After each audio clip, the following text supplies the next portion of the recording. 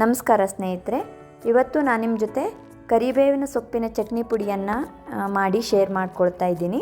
ಕರಿಬೇವು ಆರೋಗ್ಯಕ್ಕೆ ತುಂಬ ಒಳ್ಳೆಯದು. ಕಣ್ಣಿಗೆ ಮತ್ತು ಕೂದಲಿಗೆ ಅಂತೂ ತುಂಬಾ ಒಳ್ಳೆಯದು. ಕೂದಲು ಚೆನ್ನಾಗಿರಬೇಕು, ಕಣ್ಣು ಚೆನ್ನಾಗಿರಬೇಕು ಅಂದರೆ ನಾವು ಜಾಸ್ತಿ ಕರಿಬೇವನ್ನು ಬಳಸ್ಬೋದು ಅಂತ ಹೇಳ್ತಾರೆ. ಹಾಗೆ ಜಾಸ್ತಿ ವರ್ಷ ಕಣ್ಣಿಗೆ ಕನ್ನಡಕ ಏನು ಬರದೇ ಇರೋ ಥರ ಕೂಡ ಈ ಕರಿಬೇವಿನ ಸೊಪ್ಪು ನಮ್ಮನ್ನು ಕಾಪಾಡುತ್ತೆ. ಎಲ್ಲಾದರೂ ಒಳ್ಳೆ ಕರಿಬೇವು ಸಿಕ್ಕಿದಾಗ, ಊರಿಂದ ತಂದುಕೊಂಡಾಗ ಎಲ್ಲ ನಾವು ಈ ಥರ ಚಟ್ನಿ ಪುಡಿ ಮಾಡ್ಕೊಳ್ಳೋದ್ರಿಂದ ತುಂಬ ದಿನ ಇಟ್ಕೊಂಡು ಬಳಸ್ಕೋಬೋದು.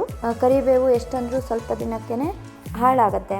ಈ ಥರ ನಾವು ಕರಿಬೇವನ್ನು ಚಟ್ನಿ ಪುಡಿ ಮಾಡಿ ಇಟ್ಕೊಳ್ಳೋದ್ರಿಂದ ನಾವು ಒಂದಿನ ಅಡುಗೆ ಮಾಡೋಕ್ಕಾಗಿಲ್ಲ ಅಥವಾ ಮಜ್ಜಿಗೆ ಮಾತ್ರ ಇದೆ, ಮೊಸರು ಮಾತ್ರ ಇದೆ ಅನ್ನೋ ಟೈಮಲ್ಲಿ ಕೂಡ ನಾವು ಅನ್ನಕ್ಕೆ ಈ ಚಟ್ನಿ ಪುಡಿ ಮತ್ತು ತುಪ್ಪನ ಹಾಕಿ, ಉಪ್ಪು ಹಾಕಿ, ಸ್ವಲ್ಪ ಲಿಂಬು ರಸನೂ ಕೂಡ ಹಾಕ್ಕೊಂಡು ಊಟ ಮಾಡಿದರೆ ತುಂಬಾ ಚೆನ್ನಾಗಿರುತ್ತೆ.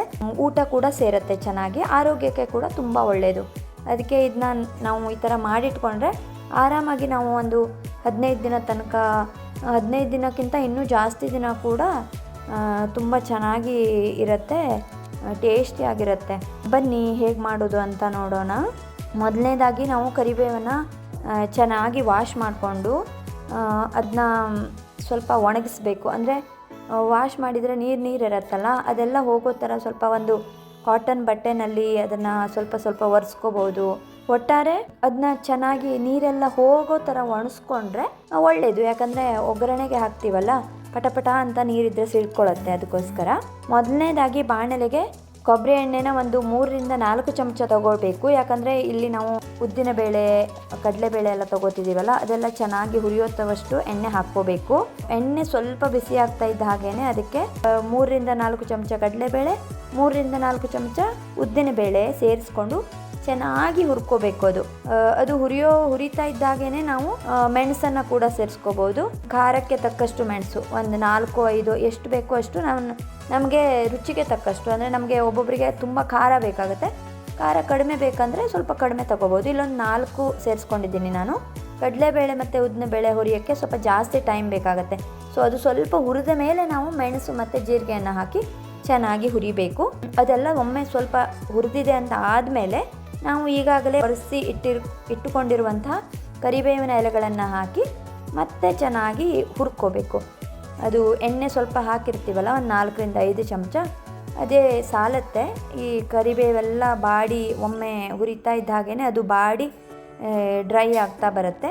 ಅದು ಹೀಗೆ ಒಂದು ಮೀಡಿಯಮ್ ಫ್ಲೇಮ್ನಲ್ಲಿ ನಾವು ಹುರಿತಾ ಇದ್ದರೆ ಸ್ವಲ್ಪ ಜಾಸ್ತಿ ಹೊತ್ತು ಹುರ್ಕೋಬೇಕು. ಈ ಥರ ಚೆನ್ನಾಗಿ ಹುರಿದಷ್ಟು ಒಳ್ಳೆಯದು. ಘಮ ಕೂಡ ಚೆನ್ನಾಗಿ ಬರುತ್ತೆ ಮತ್ತು ಜಾಸ್ತಿ ದಿನ ಕೂಡ ಇಟ್ಕೊಬೋದು. ಇದಕ್ಕೆ ನಾವು ಸ್ವಲ್ಪ ಅರಿಶಿನ ಮತ್ತು ಹಿಂಗನ್ನು ಕೂಡ ಹಾಕ್ಕೋಬೋದು. ಸ್ವಲ್ಪ ಹಿಂಗನ್ನು ಸೇರಿಸ್ಕೊಂಡ್ರೆ ರುಚಿ ತುಂಬ ಚೆನ್ನಾಗಿರುತ್ತೆ. ಇಲ್ಲ ಅಂದರೆ ನಾವು ಸ್ಕಿಪ್ ಕೂಡ ಮಾಡ್ಬೋದು. ಚೆನ್ನಾಗಿ ಹುರಿದು ಆಮೇಲೆ ನಾವು ಸ್ಟವ್ ಆಫ್ ಮಾಡಿ ಹಾಗೇ ಒಂದು ಸ್ವಲ್ಪ ಹೊತ್ತು ಬಿಟ್ಕೋಬೇಕು. ಅದು ಎಲ್ಲ ಸ್ವಲ್ಪ ತಣ್ಣಗಾದ ಮೇಲೆ ಅದನ್ನು ಮಿಕ್ಸಿ ಜಾರ್ಗೆ ಹಾಕಿ ಚೆನ್ನಾಗಿ ರುಬ್ಕೋಬೇಕು. ಒಮ್ಮೆ ಚೆನ್ನಾಗಿ ಗ್ರೈಂಡ್ ಮಾಡಿದ ಮೇಲೆ ಅದನ್ನು ತೆಗೆದು ನಾವು ಒಂದು ಡಬ್ಬದಲ್ಲಿ ಹಾಕಿ ಸ್ಟೋರ್ ಮಾಡಿ ಇಟ್ಕೊಂಡ್ರೆ ಆಯಿತು. ನಮಗೆ ಯಾವಾಗ ಬೇಕಾದರೂ ಆವಾಗ ಬಿಸಿ ಬಿಸಿ ಅನ್ನದ ಜೊತೆ ಒಂದು 2 ಚಮಚ 3 ಚಮಚ ಎಷ್ಟು ಅಂತ ನಮಗೆ ಎಷ್ಟು ರುಚಿಗೆ ಬೇಕಾಗುತ್ತೆ ಅಷ್ಟು ಮಾಡಿರುವಂಥ ಕರಿಬೇವಿನ ಚಟ್ನಿ ಪುಡಿಯನ್ನು ಹಾಕಿ ಅದಕ್ಕೆ 1 ಚಮಚದಷ್ಟು ತುಪ್ಪ, 1-2 ಚಮಚ ಲಿಂಬು ರಸ, ಹಾಗೆ ಉಪ್ಪು ಹಾಕಿ ಕಲಿಸ್ಕೊಂಡು ಊಟ ಮಾಡಿದರೆ ತುಂಬಾ ಚೆನ್ನಾಗಿರುತ್ತೆ. ಆರೋಗ್ಯಕ್ಕಂತೂ ತುಂಬಾ ಒಳ್ಳೆಯದು. ನಿಮಗೆ ಇಷ್ಟ ಆದರೆ ನೀವು ಕೂಡ ಒಮ್ಮೆ ಟ್ರೈ ಮಾಡಿ ನೋಡಿ. Thank you.